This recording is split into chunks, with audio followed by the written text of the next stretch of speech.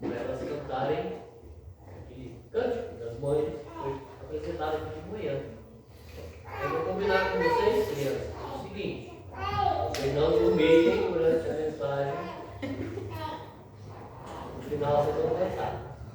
Combinado? Pode ser assim? Pode ser assim, professor? Mas acreditar que pode ser assim. Então não durmam não. Eu no final aqui vai demorar nem 2 horas que vocês vão passar. Aí vocês vão cantar. Não vai dormir. Nada?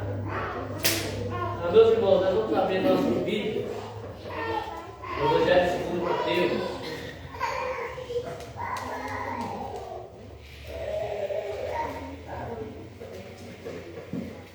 Evangelho de Jesus Cristo, conforme narrado por Mateus, capítulo 16.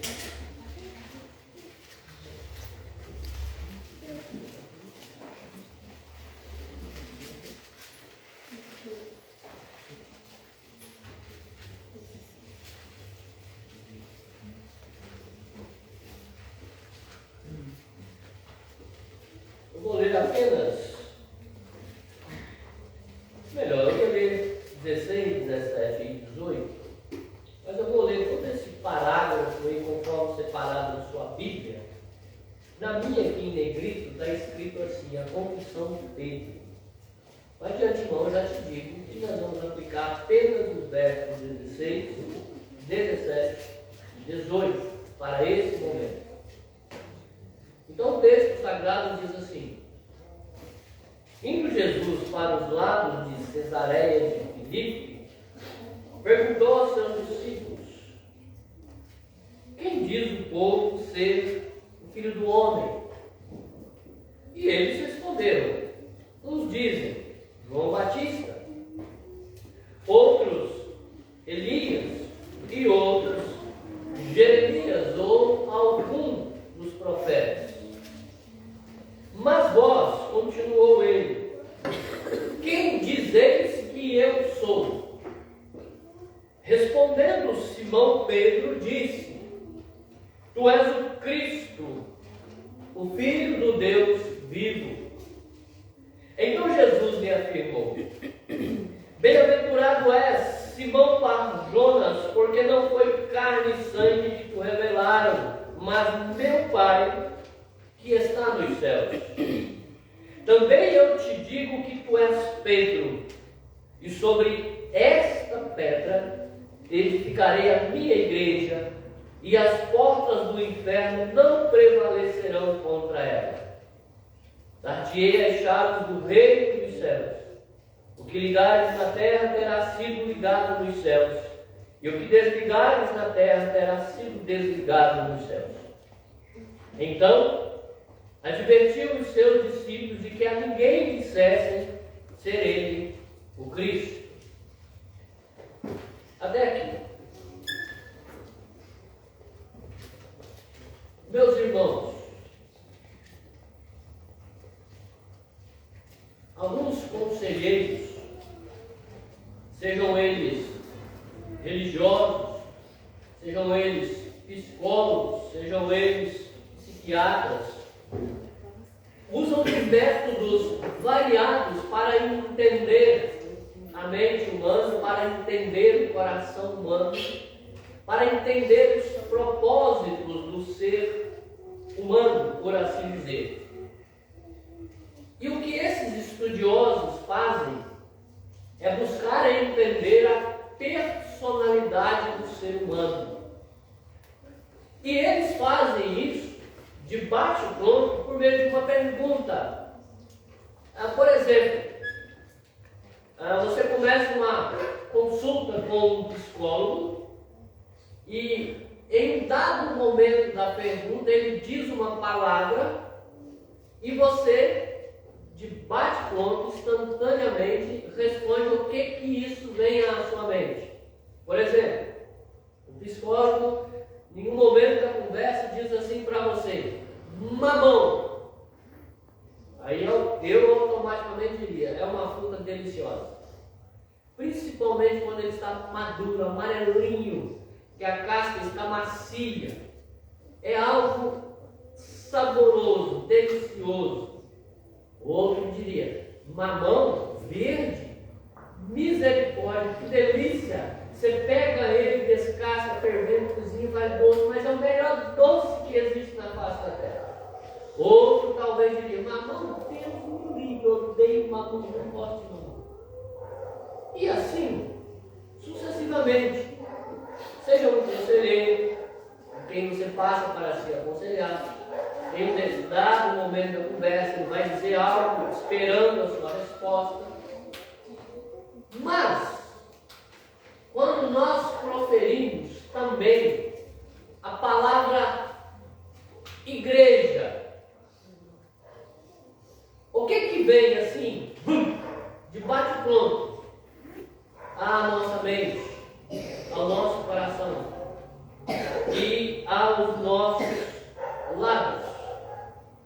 Qual é a primeira coisa que você diria quando alguém te dissesse assim, igreja?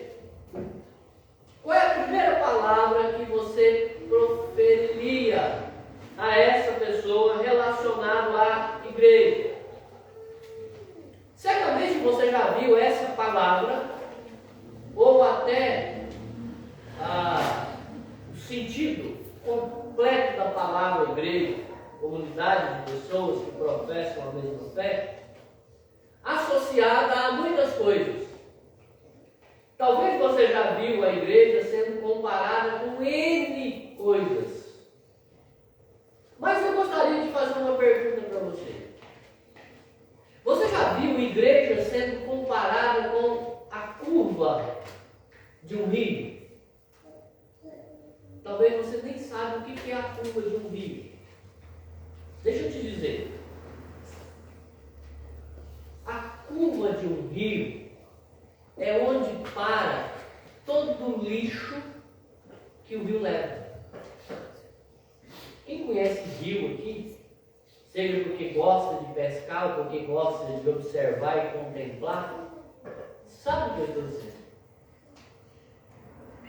Na curva de um rio, os plásticos, as madeiras, as garrafas PET, elas vão, batem no barranco e acabam encostando às margens desse rio e ali ficam paradas. Ou seja, a curva de um rio serve para parar, segurar todo o lixo que o rio carrega.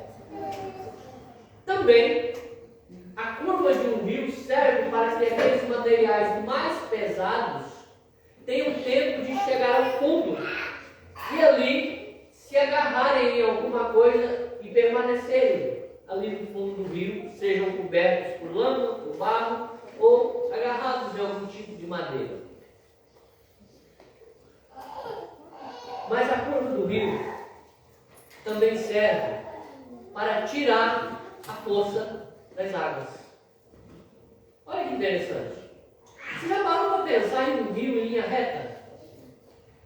Quanta força teriam essas águas? O que poderia segurar a força de um rio se não fossem as suas curvas? Então, no primeiro momento, você comparar a igreja com a curva de um rio, é um negócio meio doido. Quando eu comecei a falar aqui para que serve a curva de um rio, já deu para notar a expressão de alguns irmãos. Ou seja, de bate-pronto alguém poderia dizer assim, não dá para comparar a igreja com a curva do rio. Será? Seja pelo lado negativo, seja pelo lado positivo. De fato, não poderíamos comparar a igreja com a curva do rio?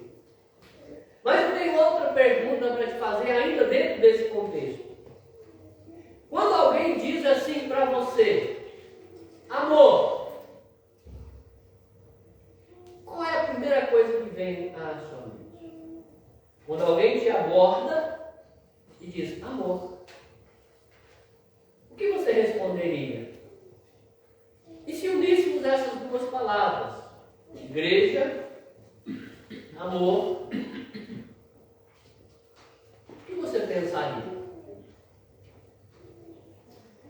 Se olharmos para a igreja, fazendo uma comparação com o rio, tirando a força das águas. Você pode entender, você já pode imaginar aqui a igreja tirando de alguns toda a altivez, tirando todo aquele lado de egoísmo de algumas pessoas. Você pode ver algumas pessoas sendo humilhadas aqui, no sentido de quebrantamento no seio da igreja, e você vendo na igreja o caráter do varão perfeito que é Cristo sendo moldado em algumas pessoas. Esse é o lado positivo. Olha que coisa tremenda.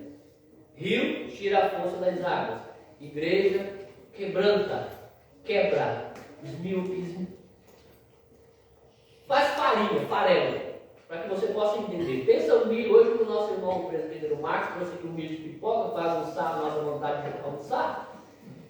Fez uma comparação aqui, mas pensa o milho sendo triturado, virando um fupazinho que vai gerar uma polenta ou um angu depois. O rio tira a força da água para que ela não cause destruição. A igreja quebranta por meio da palavra e humilha o cristão para moldar nele o caráter do varão perfeito que é Cristo. E quando você junta essas duas coisas, igreja quebrantando em amor. E aí, irmãos, nós poderíamos aqui ilustrar várias e várias coisas. Mas eu quero me atentar a responder uma pergunta com você nessa noite. Por que nós amamos a igreja? Talvez quando se fala em amor, o Henrique, por exemplo, pensaria de bate-pronto naquela menina que esteve aqui nos visitando esses dias. A Viviane bate-pronto marido.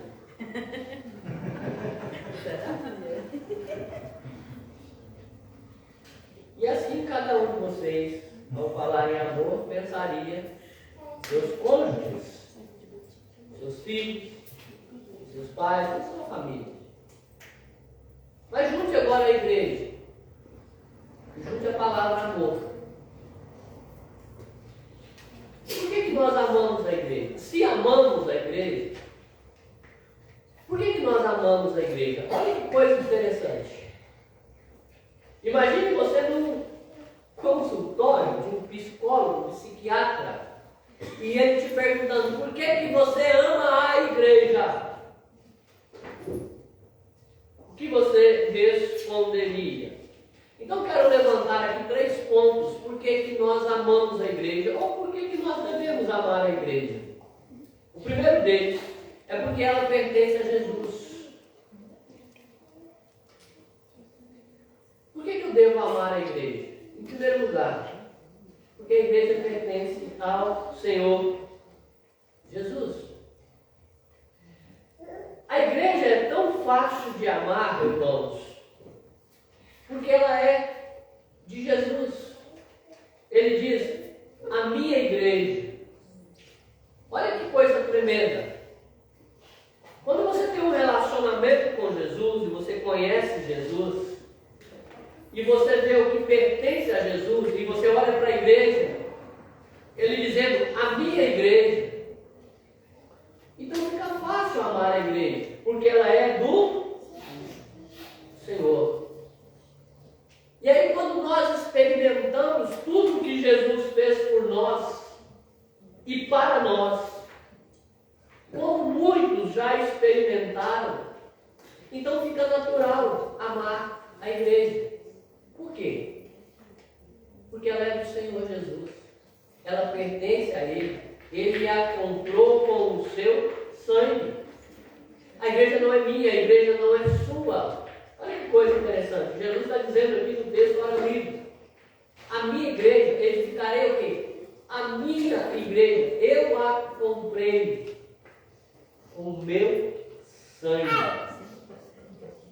E essa igreja, irmãos, também não pertence ao passado. a Abraão, a Isaac, Jacó, a Moisés, a Pedro. Não. Essa igreja pertence ao Senhor Jesus, por isso ela é hoje. Ela foi ontem, ela será amanhã, mas ela é hoje, porque ela pertence a Ele, ela é dele. Tudo o que nós construímos, olha que coisa interessante isso. Tudo que nós fizermos, tudo que nós construirmos, não permanecerá. Mas a igreja permanecerá. Porque ela tem um dono que é fiel, ela pertence ao Senhor Jesus.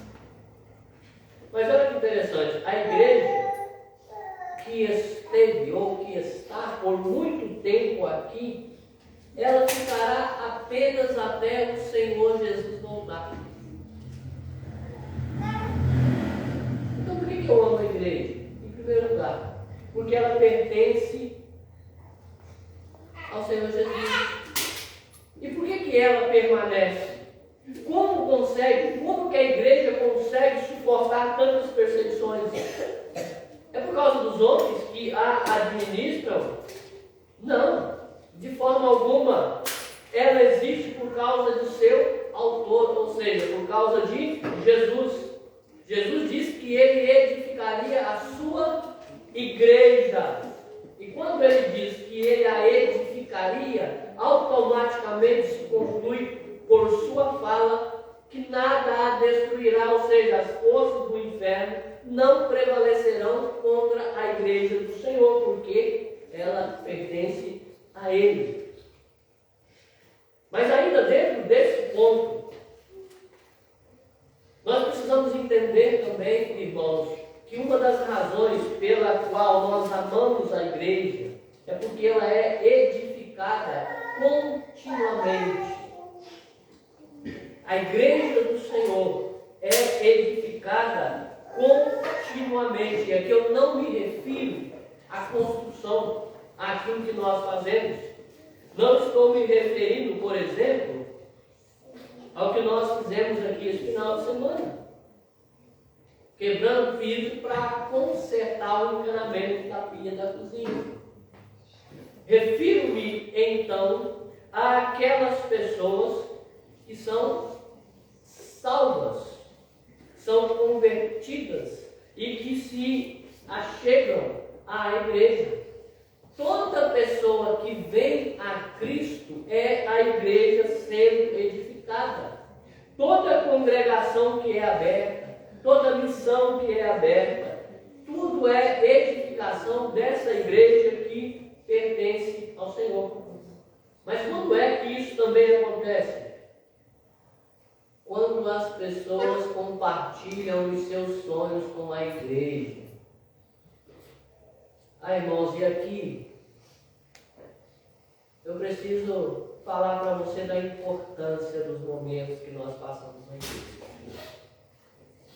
Eu chego a me emocionar quando eu penso nisso. Olha só. Houve um tempo, não muito longe, recente, que nós vimos aqui às terças-feiras na reunião de oração. Eu acredito que houve dias que nós poderíamos contar nos dedos de uma mão. Não é de uma mão, não, é de uma mão. Quantas pessoas estavam aqui nas reuniões de oração? E nós intercedíamos, e nós compartilhávamos os nossos sonhos. Continuávamos orando.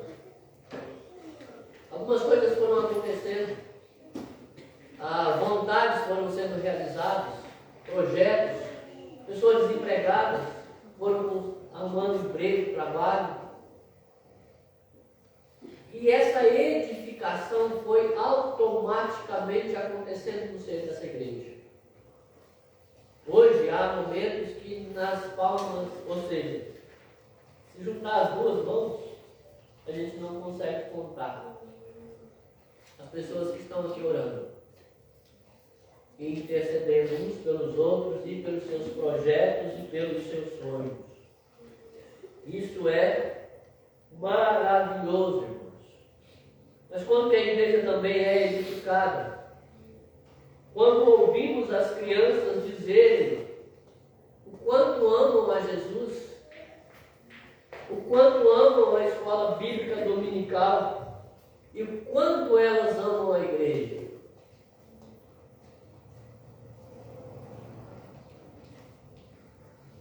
As nossas crianças hoje estão sendo ensinadas pelos seus pais um catecismo, e que algumas de bate e pronto, o pastor nem fez a pergunta e eles já estão respondendo. Há crianças, eu não vou citar o nome aqui, que acordam os pais muito, mas muito antes da hora. Já está na hora de ir para a igreja. Ou então dá lá um clique na cabeça em algum determinado momento do dia da semana e diz assim, hoje tem igreja? Aí nós respondemos, tem igreja, tem todo dia. Não, hoje tem alguma coisa na igreja? A gente fala, hoje não tem não, só amanhã, hoje da manhã. A gente vê a ansiedade, vê o quanto essas crianças estão aprendendo a amar a igreja. Mas por quê? Você já parou para se perguntar por que os nossos filhos estão amando a igreja, estão sentindo o desejo de vir à igreja? Porque aprenderam a amar o Senhor Jesus. Estão aprendendo, aos poucos, a amar o Senhor Jesus. É a igreja sendo edificada. Olha que coisa tremenda. Mas também a igreja é edificada quando nós vemos e ouvimos pessoas compartilhando o que Jesus fez nas suas vidas. Hoje pela manhã, por exemplo, eu passei o dia todo pensando, presbítero Marcos, como é que você ainda se lembra do IPP? O presbítero Marcos compartilhando aí no momento que ele foi tocado e que de fato a conversão fez sentido na sua vida. E quantos de nós, irmãos, quando ouvimos a história da verdadeira conversão, da mudança de vida dos nossos irmãos, quando nós compartilhamos isso, é a igreja sendo edificada. E por que nós amamos essa igreja? Nós amamos essa igreja porque ela pertence ao Senhor Jesus. Olha só, há centenas de homens e mulheres, jovens e velhos que se esmeram preparando lições. Irmãos, isso aqui é muito. Isso aqui precisa falar ao seu coração. E aqui referindo a toda a igreja séria. Centenas, se não milhares, de homens e mulheres preparando lições, preparando uma escola bíblica dominical, preparando, escrevendo sermões. Centenas, milhares de pessoas orando por alguém, pessoas pastoreando, servindo a igreja. E por que essas pessoas fazem isso? Porque elas amam a igreja que o Senhor Jesus edificou. Então, quando você, mesmo que cansado, mesmo que talvez com algum problema, mesmo que talvez lá com alguma dificuldade, independente de qual seja ela, e que você se pergunta em um domingo de manhã, seja uma terça ou quinta-feira, ou que venha à sua memória sobre a igreja, o momento que a igreja está reunida, lembre-se disso. Em todo o mundo, mas de forma especial no nosso Brasil, centenas, milhares de pessoas estão se esmerando em preparar um estudo bíblico, ou seja, centrado na palavra, que possa ou que certamente vai vir ao encontro da sua necessidade. Lembre-se disso, não negligencie isso. Pessoas que amam o Senhor Jesus, pessoas que amam a igreja, estão aqui preparando algo para edificar, para construir a sua vida. Por que devemos amar a igreja então? Segunda coisa que eu tiro desse texto, porque ela é descrita como a noiva de Cristo. Irmãos, as figuras que Jesus usa para descrever sua igreja não são por acidente. São coisas que aconteceram assim. Não tenho como elaborar aqui algo para fazer uma comparação, então vou usar isso aqui. Não aconteceu assim. Essas coisas prefiguram a união entre Deus e o seu povo. E que povo é esse? Um povo salvo, um povo purificado do pecado. É por isso que Jesus usa essas figuras. Olha só. Quando, por exemplo, o livro de Apocalipse, capítulo 21, versículo 2, usa ali a imagem da noiva, eu creio que aqui Jesus está falando da igreja. A igreja que pertence a Ele. O que isso significa? Significa que eu e você, que nós somos, como igreja, a noiva de Cristo. Olha que figura maravilhosa. E por que, irmãos? Olha só. Jesus não está dizendo aqui que a igreja é a sua namorada. Ele não está dizendo aqui que a igreja é sua irmã. Ele não está dizendo que a igreja é sua amiga ou que a igreja é a sua mãe.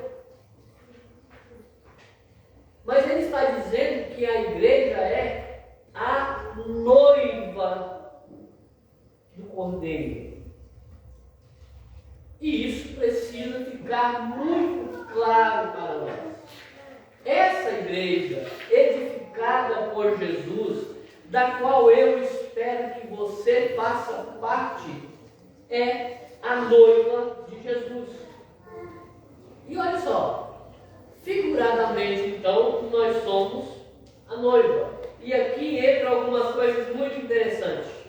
Quando eu penso nesse sentido, a igreja como a noiva, eu quero destacar duas coisas aqui. Duas figuras. A primeira delas, a igreja como noiva. A primeira figura que eu quero destacar aqui é a figura do compromisso.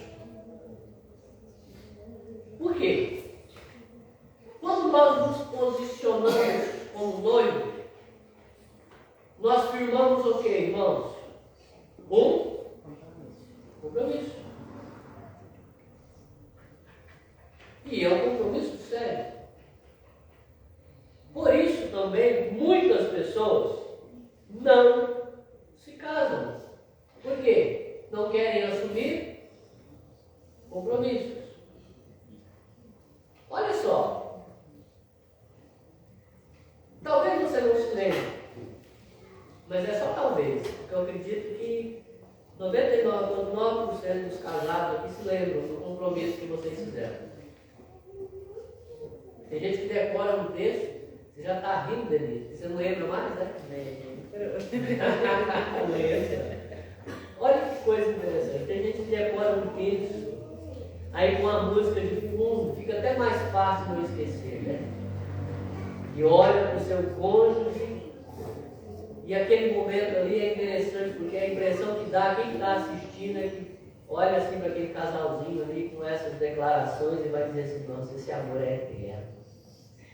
Não vai acabar nunca mais. Olha que coisa linda. E aí o noivo diz assim: eu, Gilmar, te recebo, Viviane, minha esposa, e lhe prometo, olha que coisa, hein? Diante de Deus, diante da igreja, irmãos, olha que compromisso. Diante de Deus, diante da igreja, e lhe prometo ser fiel na alegria, na tristeza, na fartura, na escassez, na saúde, na doença, todos os dias da minha vida, até que a morte nos separe e que o Senhor me ajude a cumprir todos esses votos. A esposa já fica toda derretida, né? Ai, que amor é esse? Quando ela vai falar, porque geralmente é o noivo que fala primeiro, ela já nem consegue falar direito, tão emocionada por receber, ouvir palavras tão lindas. Olha que coisa interessante. Comprou Isso diante de Deus, diante da igreja. E eu disse que tem muitas pessoas que não se casam por quê? Porque não querem assumir compromisso. Porém, eu te digo que tem muitas pessoas que também não querem fazer parte da igreja visível porque não querem assumir compromisso. Isso faz sentido para vocês? Essa pergunta não é minha, tá? Estou meio emprestado. Mas há uma outra figura que eu quero ilustrar aqui também sobre noiva do Cordeiro, que essa é importantíssima, irmãos, que é o amor. Por que as pessoas se casam? Por que elas assumem um compromisso? Porque se amam. Então assumem um compromisso por causa do amor que é compartilhado entre as partes. Eu te amo, Viviane, você me ama, nós assumimos um compromisso diante de Deus. Como experiência, meus irmãos, esse é um sentimento maravilhoso. Olha o que Jesus diz como noivo. Olha como que isso é tremendo. Olha o que o amor faz.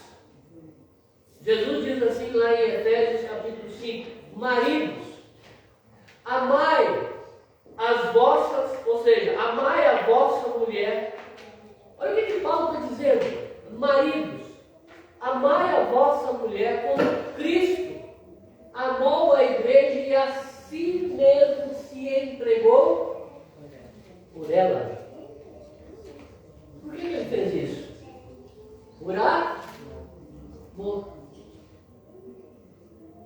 Quando Paulo escreve aos Filipenses, lá no capítulo 2, ele vai dizer que Jesus, ele sendo Deus, não usurpou o ser igual a Deus, antes a si mesmo se esvaziou, assumindo a forma de servo, sendo obediente até a morte, morte de cruz, pelo que também Deus o exaltou sobremaneira e lhe deu o nome que está acima de todo nome, para que ao nome de Jesus se dobre todo o joelho, nos céus, na terra e embaixo da terra, e toda língua confesse que Jesus Cristo é Senhor, para a glória de Deus Pai.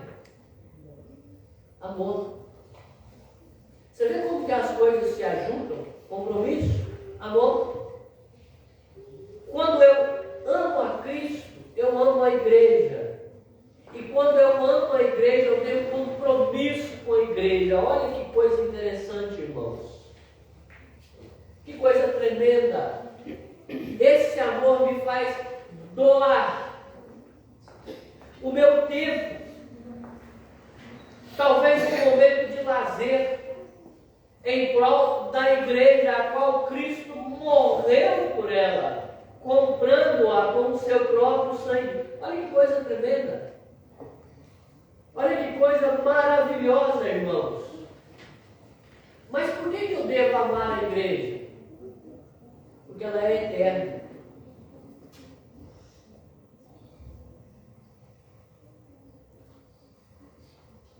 Irmãos, a igreja começou com poder. Ela existiu todos esses anos com poder.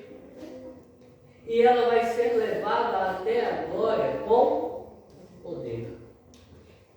Ou seja, Jesus Cristo vai retornar para levar a sua igreja, a sua noiva.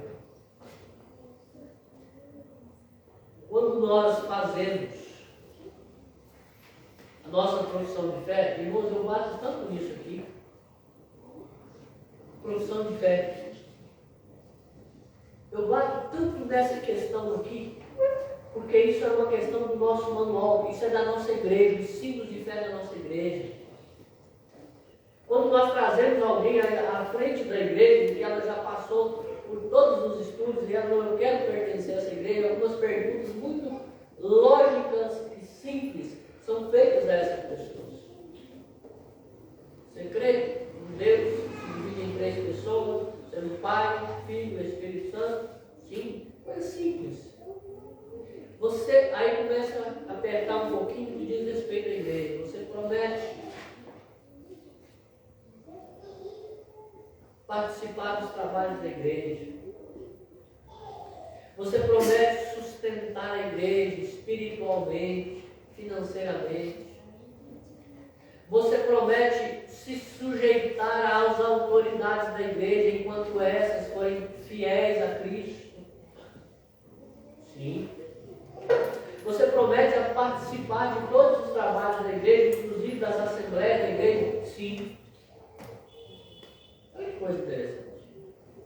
Compromisso. Você está assumindo compromisso com a igreja? Não, você está assumindo compromisso com Deus, o Senhor. E por causa disso, esse compromisso reflete, ou seja, cai na igreja. Mas só para você pensar como que nós somos falhos desse compromisso, nós tivemos uma assembleia recente aqui, ou melhor, teríamos uma assembleia que não aconteceu porque não tínhamos 1/3 dos membros da igreja presentes.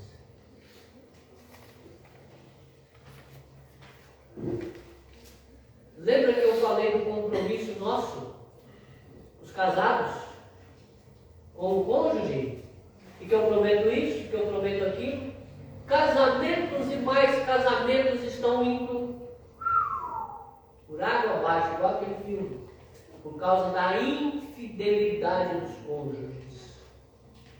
Assumiram um compromisso e não cumprem. Disseram amar até que a morte os separe.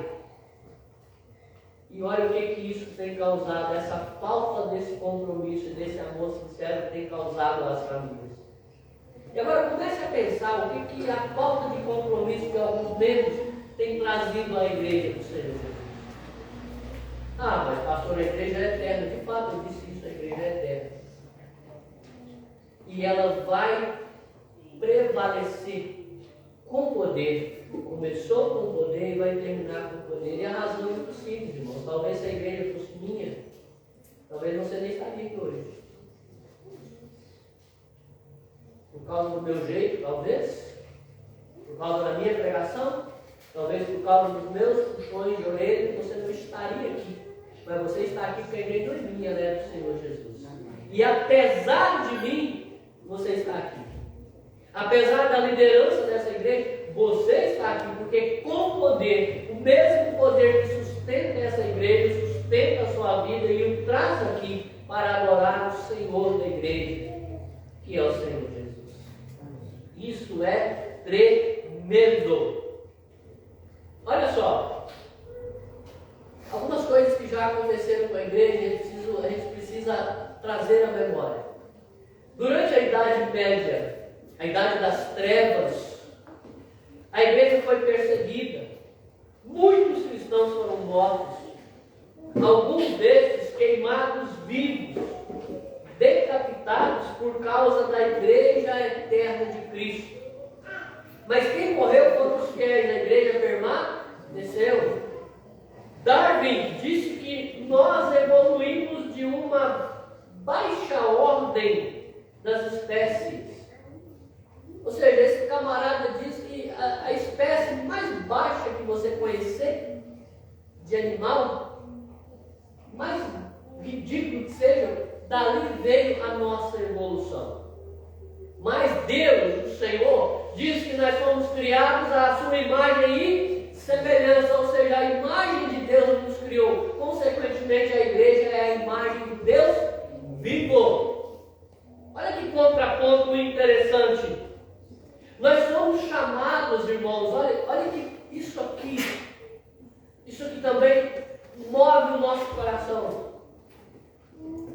Nós temos sido chamados de radicais. A igreja tem sido chamada de radical. Por quê? Porque a igreja é contra a matança de crianças. A igreja é contra a matança de crianças inocentes no útero. Bíblia é contra, a palavra de Deus é contra, e nós somos chamados de radicais quando defendemos a vida. Mas nem por isso a igreja é destruída, é perseguida, mas não é destruída. Nós somos chamados de radicais porque a Bíblia condena a homossexualidade. Quantas e quantas igrejas não pregam contra isso, contra esse pecado, por causa da perseguição? Mas Deus condena, a Bíblia condena. É um pecado terrível diante de Deus. Fique bem claro. Nós pregamos contra o pecado da homossexualidade. Nós não pregamos contra as pessoas que praticam esse pecado, mas o pecado em si. As pessoas precisam ser amadas, respeitadas, e a elas precisa ser pregado o Evangelho do Reino. Para que, quem sabe, talvez, essas pessoas possam ser transformadas, convertidas pelo poder do Evangelho. Nós somos chamados de loucos, irmãos, porque acreditamos em um Deus que nós não vemos e nem ouvimos. Mesmo assim, a igreja permanece viva, porque a igreja é eterna. Irmãos, quando um dos nossos parte, eu refiro-me aqui à passagem, à morte, à separação. Olha só, quando um cristão é chamado à glória, o cônjuge sente, mas o seu coração está alegre, porque o lugar onde aquela pessoa está é infinitamente melhor do que este. Quando Deus chama alguém da igreja, que pertence à igreja visível, a igreja sofre, a igreja chora, claro, mas a igreja está alegre, porque Deus recolheu um dos seus, a festa nos céus. Deus recebe com alegria os seus. Concluindo, irmãos, eu quero dizer para vocês que nós devemos amar a igreja, em primeiro lugar, porque ela pertence ao Senhor Jesus. Em segundo lugar, porque ela é a noiva de Cristo. Em terceiro lugar, porque a igreja é eterna. E por isso, irmãos, quando alguém falar com você sobre igreja ou sobre amor, pense no Senhor da igreja. E automaticamente, quando você pensar no Senhor da igreja, você vai pensar que além de tudo, Ele morreu por ela. Ele comprou a igreja com o seu sangue. Eu amo a igreja porque ela é do Senhor. E Ele a comprou com o seu sangue. O seu amor foi derramado naquela cruz. E aqui na igreja, olha que coisa interessante. Aqui na igreja eu aprendo. Irmãos, olha que coisa tremenda. A igreja é uma escola que molda em mim o caráter do varão perfeito que é Cristo. Olha que coisa tremenda. Por isso, às vezes eu sou humilhado, não por pessoas, não refiro-me aqui a pessoas humilhando os membros da igreja, não é isso. Refiro-me à palavra, que isso fique bem claro. Imagine, irmãos, alguém cheio de altivez, achando que é o tal, que é o bambambam, que faz o que acontece, que conhece. E a Bíblia vem e diz assim: bem-aventurados os humildes de espírito, porque dos tais é o reino dos céus. Olha que coisa tremenda. É o Senhor Jesus. Ele, sendo Deus, não usurpou o ser igual, antes a si mesmo se esvaziou, humilhando. Olha o que a igreja faz com a gente, por meio do seu Senhor, que é Jesus Cristo. Pense sobre isso. E aí, irmãos, eu queria fazer um desafio no seu coração nesse dia, nesse momento. Eu sei que há algumas pessoas que estão nos assistindo ou que vão nos assistir. Esse desafio serve para cada um de vocês também. Não deixe de frequentar uma igreja. não deixe de ouvir a palavra fiel sendo pregada. Mas ao procurar uma igreja, lembre-se que a verdadeira igreja ela precisa passar por algum desafio, você precisa avaliar. Fiel pregação da palavra, ministração dos sacramentos, Santa Ceia e batismo e o exercício fiel da disciplina, para que ela seja de fato uma verdadeira igreja. Qual é o desafio, pastor? Ame a sua igreja. Ou melhor, ame o Senhor Jesus. Consequente a isso, ame a sua igreja, se dedique por ela. Cuide da sua igreja. Porque é aqui, nesse espaço, que os seus filhos estão sendo ensinados a amar o Senhor Jesus. E eles, futuramente, precisam amar essa igreja para que ela continue viva e com poder. Não que saia o que vem de nós, mas que vem do alto, do Senhor Jesus, por meio do ensino fiel das Escrituras. Deus te abençoe. Deus abençoe você que nos assiste, que essa palavra possa encontrar guarida no seu coração. Irmãos, como eu prometi, está todo